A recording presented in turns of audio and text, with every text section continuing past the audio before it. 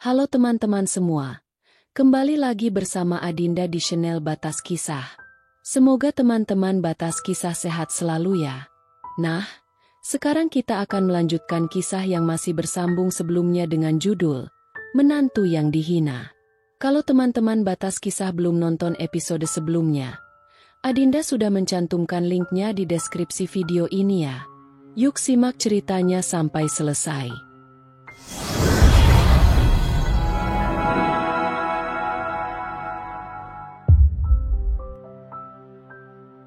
Di kantor semangatku nyaris tidak ada. Rasanya hati ini patah jadi dua. Menjelang siang Indah mengirim pesan, memintaku ke ruangannya. Dengan langkah gontai aku ke sana. Kusut amat. Dia begitu perhatian mengusap wajahku begitu aku duduk di sofa. Rasanya kurang fit. Alasanku asal sebut saja. Kepala lemahku sandarkan pada punggung sofa. Nggak panas. Indah menyentuh keningku. Meriang Mas. Iya, lidah pahit. Bohongku lagi. Kenapa nggak istirahat aja tadi sih Mas Gi? Aku masih harus gencar promo ndah. Kalau nggak nggak ada hasil bulan ini. Kan bisa aku yang gantiin kamu promo Mas.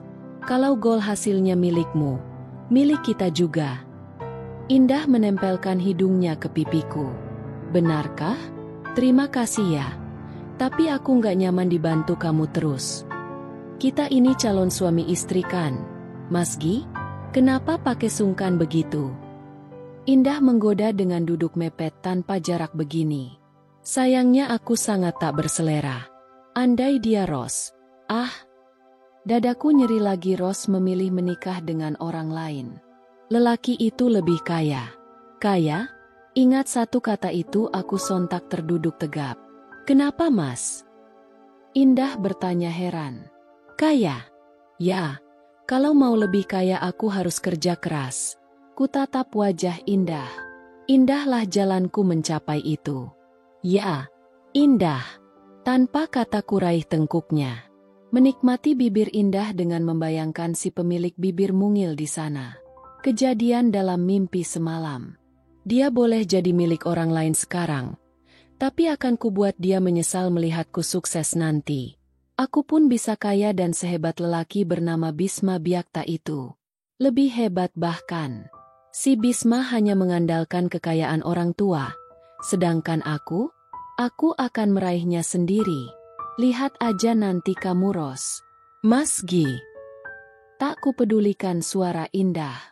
Dia harus bertekuk lutut, menyerah, dan bantu mengusahakanku menggapai sukses. Nah, sekarang Adinda akan kembali membacakan cerita dari sudut pandang Rosita.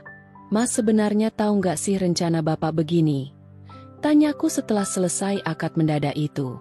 Warga sudah makan-makan juga pulang bawa bingkisan sekotak makanan matang, dan 10 kilogram beras per orang.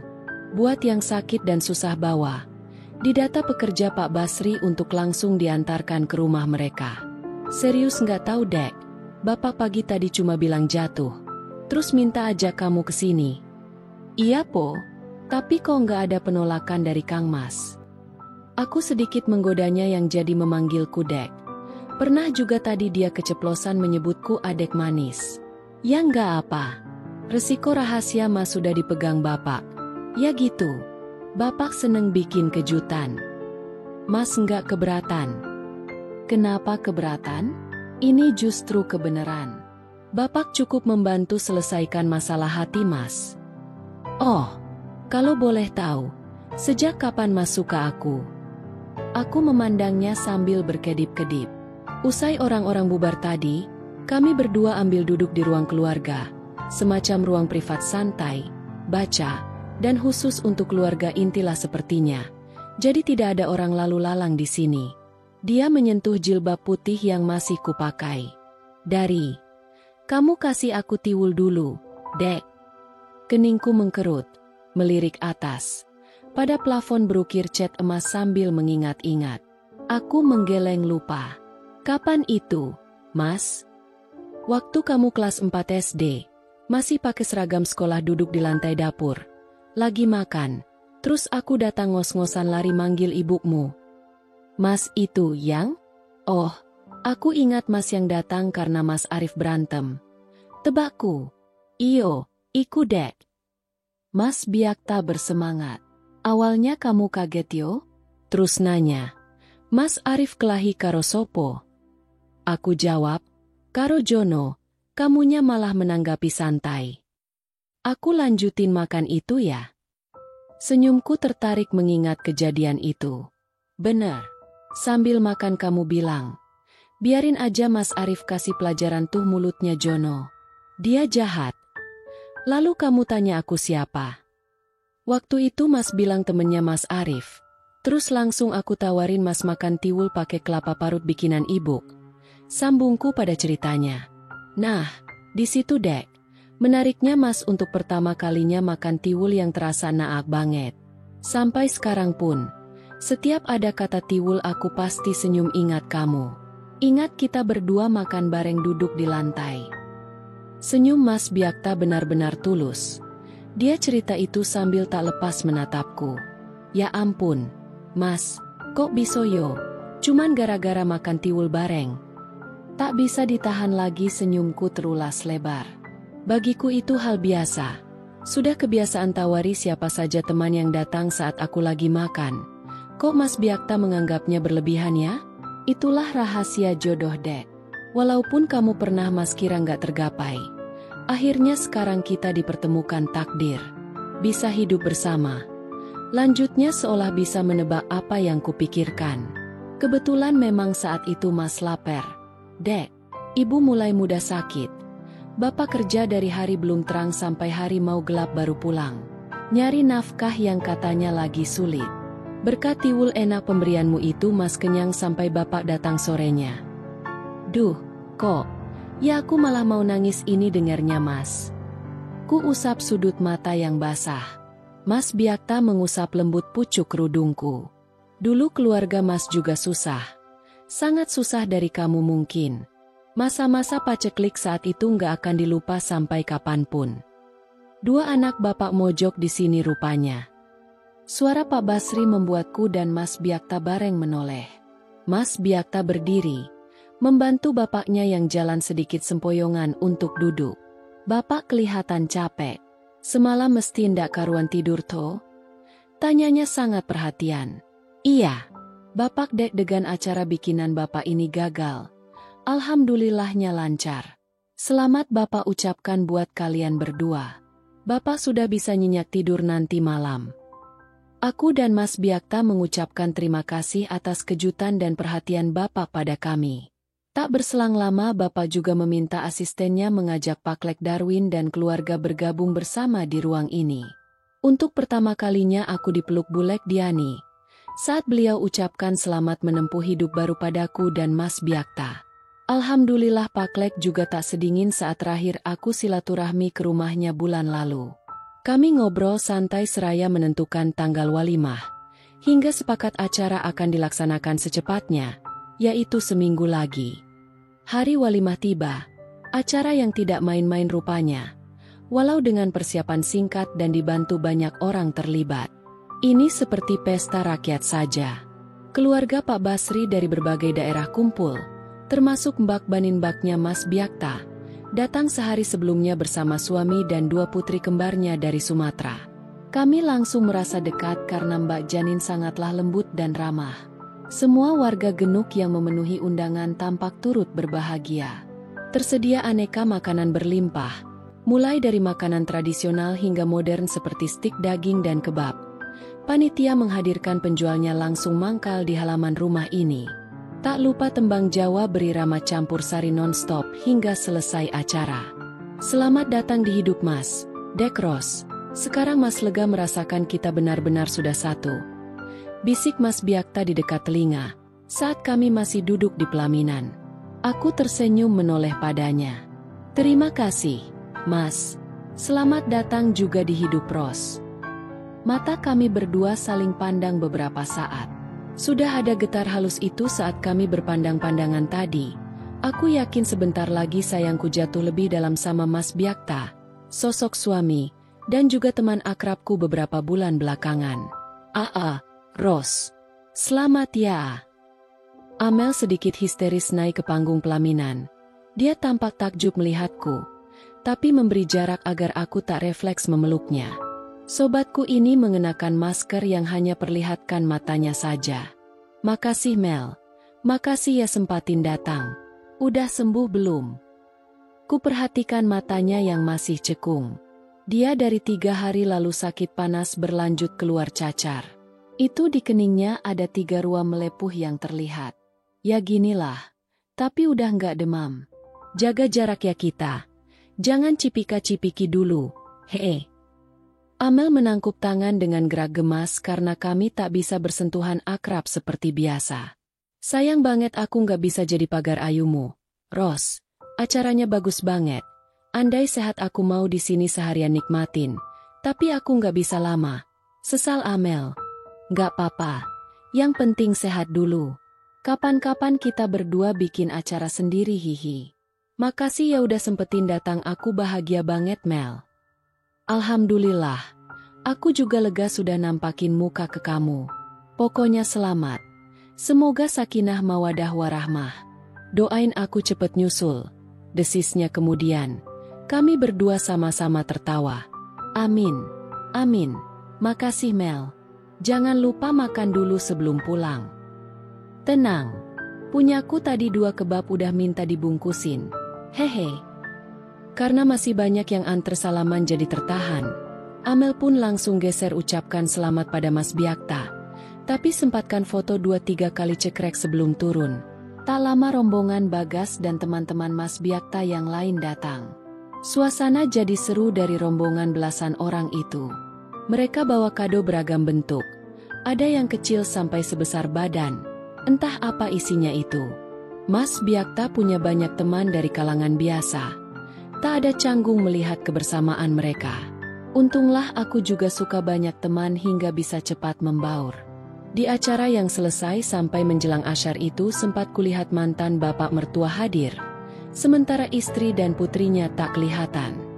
Karena tahu keinginanku mau menjadi pengusaha sepertinya, bapak mertua langsung menjadikan diri sebagai guru privat, yang katanya siap membimbingku belajar bisnis dari awal. Beliau sedia kapanpun aku bisa telepon saat mau bertanya. Warung makan Uenak adalah usaha pertama menjadi tempatku praktikan ilmu bapak mertua. Belajar mengatur keuangan yang wajib diputar sebagai modal lagi, dan hanya boleh diambil sedikit sebagai upah capekku. Hubungan dengan pekerja harus terjalin akrab dan baik. Dengan begitu kita mudah membaca mereka bisa dipercaya atau tidak. Begitulah sedikit kunci bapak mertua memulai suksesnya. Dulu beliau dari modal kecil membeli bibit ikan buat ternak. Lalu bisa berkembang menjadi berpuluh-puluh tambak di tahun kedua. Berkembang dan bertahan hingga sekarang. Cara yang sama beliau praktikan juga pada awal merambah usaha perkebunan. Hingga sesukses saat ini. Kalau mau sukses tidak bisa jalan sendiri. Butuh tenaga kerja yang loyal dengan sepenuh hati bekerja. Makanya kesejahteraan dan perhatian pada mereka tak boleh diabaikan. Gimana rasanya belajar usaha? Mas Biakta bertanya saat kuiringi masuk kamar. Dia baru pulang dari lihat proyek lanjutan dari perumahan Suka Asri. Ada di komplek jalan belakang rumah kami ini. Seneng, Mas. Rasanya setiap hari bersemangat ngeliat banyak kemajuan. Warung Una bakal nambah 2 karyawan buat pelayanan di depan. Jadi yang masak nggak terganggu kalau pas rame. Pelayanan bisa cepet juga. Alhamdulillah, Mas ikut senang dengarnya. Masakan resepmu enak dek. Beda rasa sama warung lain. Itu kelebihannya. Alhamdulillah, Mas. Makasih pujiannya. Mas Biakta tersenyum. Mengecup keningku sebelum meraih handuk. Akan masuk ke kamar mandi. Baju ganti Mas Biakta kuambil dari lemari. Ditaruh di atas kasur, dekat meja dandan. Setiap sore begini, saat kami bertemu usai aktivitas dia tak lupa tanya perkembangan usahaku. Nanti setelah mandi kami berdua bisa ngobrol santai panjang hingga menjelang maghrib. 5 bulan setelah menikah hubungan kami tak berubah. Tetap seperti teman dan adik kakak. Walaupun aku harus melayaninya layaknya istri dan dia bertanggung jawab padaku layaknya suami, tidak menjadikan hubungan kami kaku. Sementara Mas Biakta mandi, aku hubungi Pak Lek Darwin, meminta 2 keponakan yang katanya waktu itu tamat sekolah tapi lagi nganggur. Mereka bisa kulatih untuk di warung. Asal punya sikap baik, ramah, murah senyum dan mau diajarkan. Meskipun awam mereka insya Allah bisa bekerja dengan baik. Sudah dapat calon karyawannya. Mas Biakta bertanya saat keluar dari kamar mandi, hanya dengan handuk melilit pinggang. Sudah Mas, mau coba trainingkan Nita sama Wiwin besok. Itu keponakan anak-anaknya Pak Lek. Dua-duanya baru lulus SMA tahun kemarin. Tak bisa lanjut kuliah karena ketiadaan biaya. Sempat kerja di toko tapi sepertinya tidak betah jadi keluar. Aku mengambil sisir. Melihat Mas Biakta sudah berpakaian, aku suruh dia duduk di tepi ranjang untuk kusisiri rambutnya. Kerjaan Mas gimana? Masih pemetaan tempat. Rencana di kompleks belakang ukuran tanah sama jalannya lebih lebar. Legaan dikitlah dari yang ini. Dia melingkari tangan di pinggangku, menunduk untuk mencium perutku yang belum terisi buah hati kami. Dibuat beda biar ada pilihan ya Mas.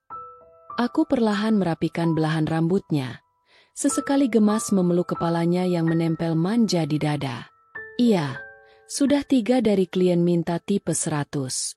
Tapi untuk fasilitas taman bermain anak tetap kumpul di ujung yang sedang digarap itu. Dek. Mas Biakta memelukku erat. Kalau manjanya kumat begini bisa setengah jam nggak lepas-lepas. Aku mengusap belakang rambutnya. Makin kagum sama dia yang kelihatan santai dan tenang bekerja, tapi pilihannya dalam keputusan sepertinya selalu tepat. Sekarang kompleks perumahan Suka Asri jadi rebutan pencari rumah tinggal yang nyaman. Dari kemarin ada saja mobil yang datang ke kantor. Sudah booking duluan padahal masih belum lama direncanakan. Yang sudah berdua, makin bercahaya aja. Mas Akil menggoda kami berdua yang keluar rumah menuju mobil. Kantor bersebelahan dengan rumah kami sekarang. Aku pindah ke rumah baru milik Mas Biakta, tipe sama dengan sebelumnya. Hanya ini dibuat berlantai 2. Rumah lamaku suakan. Lumayan buat modal buka cabang kedua warung Unak, yang masih rencana buka di Genuk. Embok Sri dan Hanif masih tinggal bersamaku di sini. Kamar mereka di lantai bawah, jadi tak mengganggu suasana kami yang masih sehangat pengantin baru di lantai atas. Sebelumnya masih burik yokil. Tanya Mas Biakta membalas bercanda. Kurang dipoles bay, sekarang selain muka, rambut juga mengkilap, belahannya aja kencang. Hehe, Mas Biakta baru sadar aku membuat rambutnya baring dengan belahan samping ala pria culun. Dek! Matanya mengerling protes ke arahku sambil tangan memeriksa rambutnya. Tawaku tak tertahan melihat Mas Biakta mengacak rambutnya sambil berkaca di spion. Salah sendiri tadi ngajak keluar nggak ngaca dulu. Usil ya, awas entar malam dapat hukuman. Bisiknya agar tidak didengar Akil yang tengah mengelap motor di halaman sebelah. Hukuman apa Mas? Di push up 3 kali. Ha! Mas Biakta tertawa menang tanpa suara.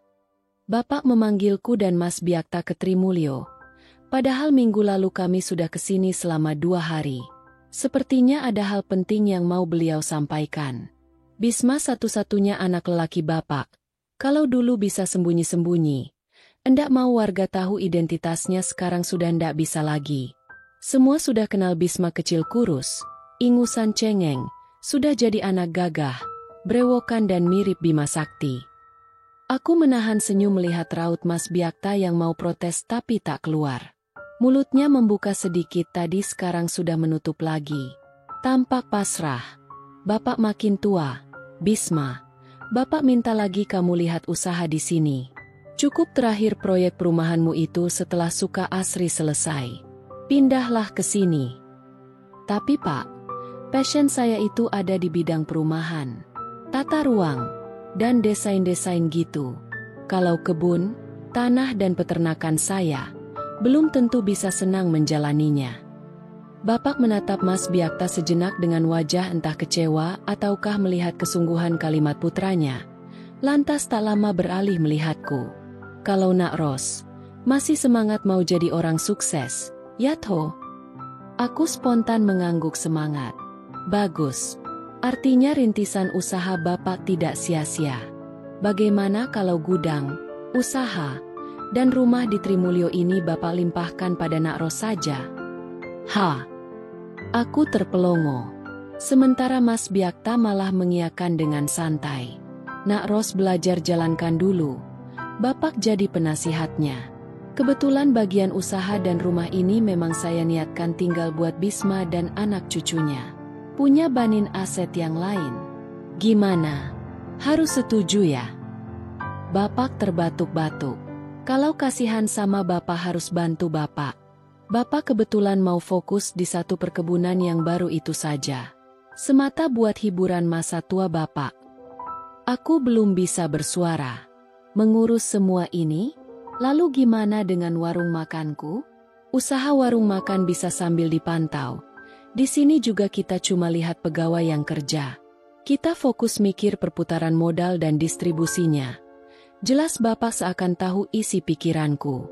Artinya, kalau aku terima, aku akan bisa jadi juragan yang membeli hasil semua perkebunan di Trimulyo dan Genuk secara keseluruhan? Bagaimana? Siap ya jadi juragan di Genuk? Insya Allah bisa Pak. Ros akan sambil saya dampingi. Mas Byakta yang menyahut. Alhamdulillah, yen ngene Bapak bisa santai, seger, waras, tentrem, lan panjang umur. Bapak mengusap wajah dengan raut lega. Mimpikah ini? Belum setahun aku sudah dipercayai Bapak mertua sebegitu besar tanggung jawab. Masih mual dek? Mas Byakta mengusap punggungku. Sedikit Mas. Bisa minta tolong ambilkan minyak kayu putih. Aku masih menghadap wastafel. Sejak tadi malam aku kayaknya masuk angin. Perut terasa penuh dan mual sejak bangun subuh tadi. Oleskan di mana? Mas Byakta cepat kembali. Sini adek hirup aja. Aku mengambil alih minyak dengan botol warna hijau itu. Adek nggak usah dulu ke mijen nanti. Biar cek via CCTV atau telepon saja. Aku mengangguk. Isi perut terasa naik lagi. Namun yang keluar kosong dan pahit. Mas Byakta terus mengusap punggungku. Setelah membalurkan sedikit minyak kayu putih. Kita ke dokter ya dek. Ucapnya terdengar khawatir. Nanti juga reda Mas. Ini kayaknya masuk angin aja. Dia mengusap keringat di wajahku dengan tisu. Ayok Mas bantu kembali baring. Istirahat saja di tempat tidur. Tubuhku dengan enteng diangkatnya. Digendong menuju kasur. Mas telepon Damar dulu. Mas nggak bisa ninggalin kamu begini. Adek nggak apa, Mas. Kalau Mas pergi-pergi aja. Nanti ada Mbok Riah, Mbak Yati. Juga banyak yang lain bisa jagain adek.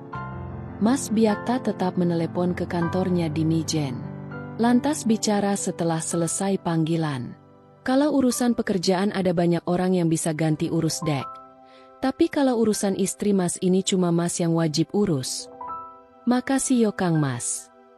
Aku meraih tangannya yang mengusap lenganku. Ku kecup punggung tangan suami dengan takzim sambil berterima kasih atas perhatiannya. Dibikinin bubur mau? Baru sebentar meringkuk sudah ditanya dia yang tak henti mengusap lembut punggungku. Aku menggeleng. Membayangkan bentuk bubur aku kembali mual. Tadi sudah sarapan nanti aja. Tapi kan sudah keluar habis. Harus diisi lagi ini. Sedikit nggak apa, kasihan ini kempis. Katanya menyentuh lembut perutku. Makanan kering aja mau Mas. Iya, Mas bilangin embok dapur. Adek manis mau apa? Aku berpikir sejenak. Tempe penyet pakai sambal pedas manis kayaknya enak. Mas? Iya nggak apa. Asal adek makan. Mas Byakta menelepon ke dapur. Menyampaikan pesananku. Walaupun termasuk bukan kota besar. Di rumah ini sudah serba modern. Setiap pekerja bisa dihubungi via telepon. Tanpa harus turun dan menyusuri rumah yang super luas. Sebab telepon itu ada terpasang di dinding dapur, ruang tengah, juga depan sana. Kami sudah 3 bulan menetap di rumah Trimulyo, belajar mengurusi pekerjaan di sini sambil menemani Bapak. Walau Bapak sering ke perkebunan barunya di desa lain, tinggal di pondok, untuk nostalgia hidup dalam kesederhanaan seperti dulu. Mungkin Bapak bosan berkecukupan. Di rumah seperti istana ini memang ada 9 pekerja rumah, cuma bagian bersih-bersih, belum termasuk pekerja gudang, dan lain-lainnya yang total ada sekitar 25-an orang pegawai saat jam kerja.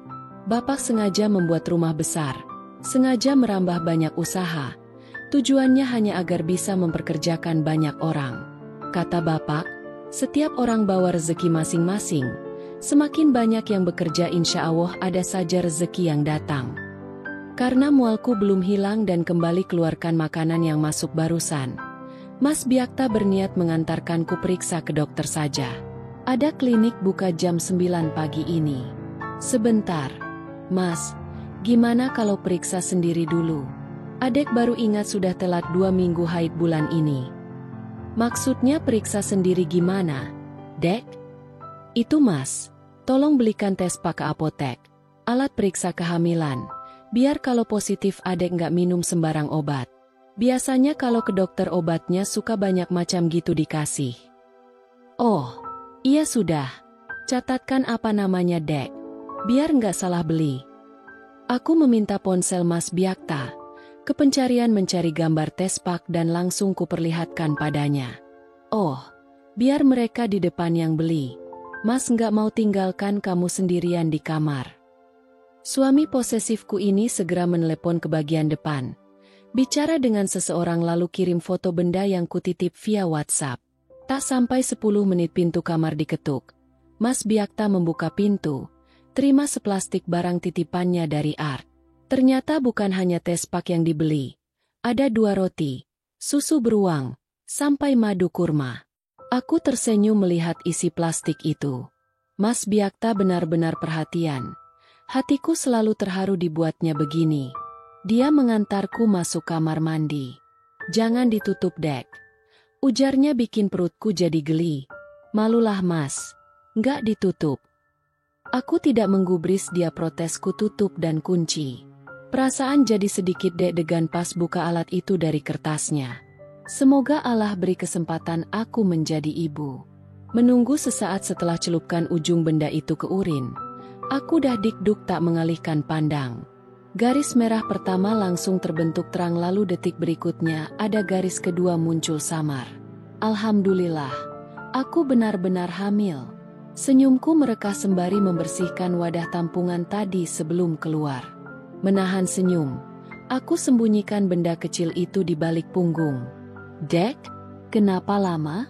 Sudah ada hasilnya. Aku mengatuk mulut. Sengaja diam dulu sebelum keluar. Aneh.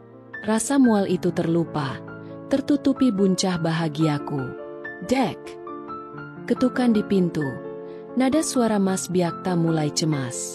Tadi Mas bilang jangan kunci pintunya. Dek, kamu nggak apa-apa. Suaranya terputus saat aku buka pintu. Memasang wajah datar nan loyo. Kenapa? Ada apa? Ditangkupnya kedua pipiku. Adek nggak apa-apa kan? Tak bisa menahan senyum lagi aku pun memamerkan benda yang kupegang dengan tangan kanan. Mas Byakta menatapnya. Dek? Alhamdulillah adek positif Mas. Kita berarti periksa ke dokter kandungan aja. Alhamdulillah Dek. Mas Byakta langsung memelukku erat-erat. Kami tetap menuju ke klinik. Di sana ada praktik dokter kandungan juga. Dan begitu aku dinyatakan benar positif perhatian Mas Byakta jadi berlipat-lipat parahnya. Mas nggak mau kamu kecapean Dek. Nanti dan selanjutnya. Sampai adek sehat lagi biar Mas sama Pak Mintu yang bantu cek segala kegiatan di gudang. Mas, kerjaan adek nggak berat. Semua kan sudah ada bagian dan tugasnya. Adek cuma lihatin sama cek-cek gitu aja. Protesku dengan nada lemas. Tetap aja sementara ini kamu istirahat total. Ingat sama kesehatan diri dan calon baby kita. Nikmati proses ini sayang. Selama hamil aja. Mau gimana lagi? Mas Biakta dan aku memang sama-sama pernah lihat bagaimana aku kehilangan bayi pertamaku dulu. Aku akan ikuti maunya. Kehamilanku sudah masuk bulan kelima. Kata orang sudah melewati masa rawan. Alhamdulillah aku juga merasa sangat sehat. Karena itu aku mulai boleh aktivitas ringan dan lihat kegiatan pekerja. Atas izin Mas Biakta yang menyerah dengan kerewelanku, aku memang sedikit bosan lama tidak ada kegiatan. Pagi ini puluhan petani mengantarkan sayur mayur hasil kebun mereka. Suasana di kiri halaman sibuk, ada deretan pick-up yang antre, dan para petani seru bercengkrama sembari menunggu giliran. Di sana barang diterima pertama kali untuk dimasukkan ke ruang khusus, dicek, dipisah dan dinilai harga sesuai keadaan sayur mayur tersebut. Harga kami termasuk tinggi bahkan di atas harga koperasi besutan pemerintah. Makanya sejak lama petani setia menjual hasil mereka ke sini. Pekerja di dalam sangat cekatan. Tak butuh waktu lama data administrasi diantar ke meja di dekatku. Seperti kasir ini untuk tempat segera pembayaran. Hasil petani dibayar cash di tempat. Jika ada yang ingin masukkan ke rekening juga bisa kami bayar via digital. Mas Biakta kebetulan ada di rumah. Dia di sisiku duduk pada sofa 2-seater. Jariku tak lepas dari genggamannya. Sambil melihat kegiatan di depan mata kami berdua ngobrol ringan tentang pertanian juga peternakan di Genuk, yang masih sangat bisa diandalkan jadi sumber penghidupan warga. Di sebelah kanan kami ada bendahara yang melakukan pembayaran. Pada para petani atau pemilik kebun itu Mas Biakta taklah mengangguk, tersenyum dan menyapa ramah menyemangati mereka yang hampir semua lebih tua dari kami. Aku pun tertular ramah suami. Sampai lupa gigi kering karena kebanyakan senyum. Senang saja melihat wajah-wajah sumringah itu menerima lembaran tebal hasil keringat pekerja, ataupun keringat mereka sendiri. Tiba giliran orang yang pernah ku kenal. Bukan kali ini saja aku bertemu mantan mertua, sebab setiap panen aneka hasil kebun selama beberapa bulanan ini, nyaris aku selalu ada menyaksikan. Setelah warung mudah ditangani jarak jauh usai Mas Biakta pasang CCTV, aku sudah tak begitu perlu ke Mijen lagi. Waktuku banyak di sini. Alhamdulillah ya Pak masih ada hasil. Hanya bulan ini panennya menurun jauh dari bulan lalu. Apa ada masalah dengan hama atau lainnya Pak Slamet? Kusimak ucapan bendahara gudang Pak Hilwan yang duduk berhadapan, berbatas meja dengan mantan bapak mertua. Uang yang diberikan memang terlihat lebih sedikit dari mereka sebelumnya tadi. Kebun sedang kurang terperhatikan Pak Hilwan. Istri saya sakit-sakitan. Mak Tarse sakit apa? Pak? Sudah periksa. Pak Slamet menghela napas berat kepalanya menunduk. Kata dokter tekanan darah tinggi sama gulanya naik. Terakhir malah disarankan cuci darah. Tarse sudah hendak boleh lagi kerja berat. Uang modal untuk bayar upah buruh terpakai berobat. Jadinya ya begitulah. Seadanya, keluh lelaki tua yang tampak lelah itu. Aku terpaku sesaat lalu saling pandang dengan Mas Biakta. Saya terpikir mau jual saja lahan kami. Pak, selain buat berobat, saya mau banyak di rumah saja merawat istri. Sayang sekali kalau lahannya dilepas, Pak Slamet. Kalau disewakan saja lumayan dapat uang sewa per tahun. Tapi tanahnya masih bisa buat investasi. Saran Mas Biakta hanya dapat anggukan dan kata, "Iya" dari Pak Slamet, tanpa mengangkat wajah menoleh ke arah kami berdua di sini. Mantan Pak mertua pun pamit undur diri pada kami. Punggungnya yang tampak lebih kurus jatuh dengan langkah gontai. Jauh di lubuk hati aku kasihan melihatnya. Sulit dan tak punya pegangan uang. Itu dulu pernah ibu, aku, dan Mas Arif rasakan. Setelah diberi kemampuan akankah aku diam saja tak membantu? Ah, hati ini tidak bisa. Aku pun bisikan sesuatu ke telinga Mas Biakta. Tak butuh waktu lama menunggu persetujuannya.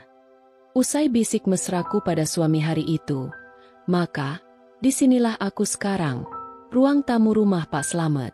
Rumah tempatku dulu sering dihina dan dijadikan semirip babu masih sama, hanya terasa lebih senyap. Berdampingan dengan Pak Mintu sebagai orang kepercayaan kami, serta satu mandor kebun yang merangkap ala pengawal, aku duduk berhadapan dengan Pak Slamet dan istrinya. Sementara tadi Mbak Nana memilih masuk kamar begitu melihat aku yang bertamu. Beginilah rahasia Tuhan. Kami bertemu bukan lagi sebagai menantu dan mertua, tapi sebagai istri juragan dengan petaninya. Bagaimana Pak Slamet dan Mak Tarseh? Seperti yang disampaikan Pak Mintu barusan, begitulah rencana saya.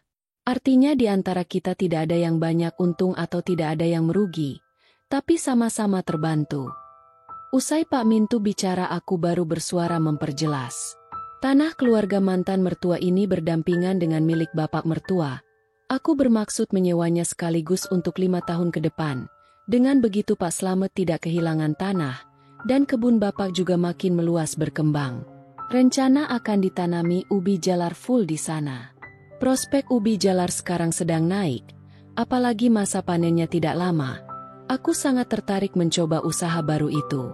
Syukurlah kalau mau disewa sekaligus sebanyak itu. Mbak. Suara Pak Slamet menggetar. Kami senang sekali. Apalagi uangnya bisa segera dipakai berobat. Aku melihat keadaan mantan mak mertua yang kurus dan hanya tertunduk sejak tadi. Memakai daster kelonggaran motif bunga sepatu. Berbeda jauh dengan penampilannya yang dulu.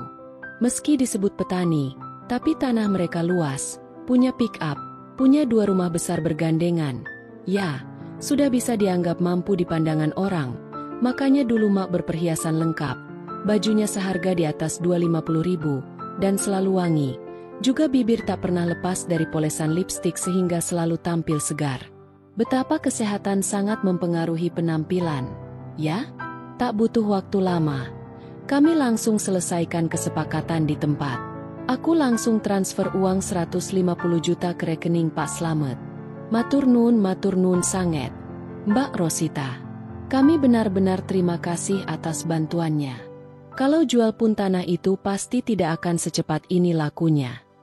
Pak Slamet sampai menangkup tangan yang bergetar.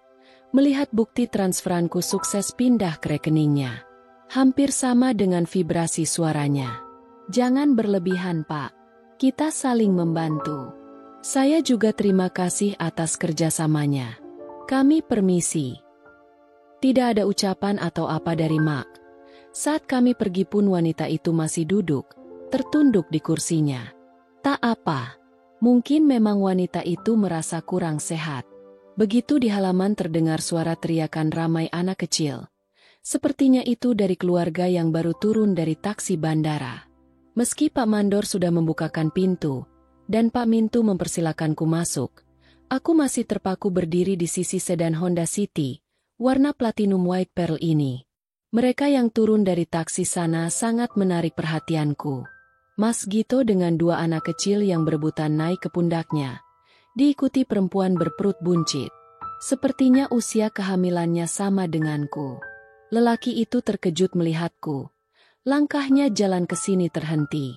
Aku pun melempar senyum dan mengangguk sopan sebelum masuk ke kursi penumpang. Lelaki itu masih ternganga bagai patung, sampai memutar badan melihat mobil kami melewatinya. Dia seolah tak peduli lagi pada anak lelaki dan perempuan yang menarik kemejanya hingga terbuka. Mungkin kancingnya terlepas.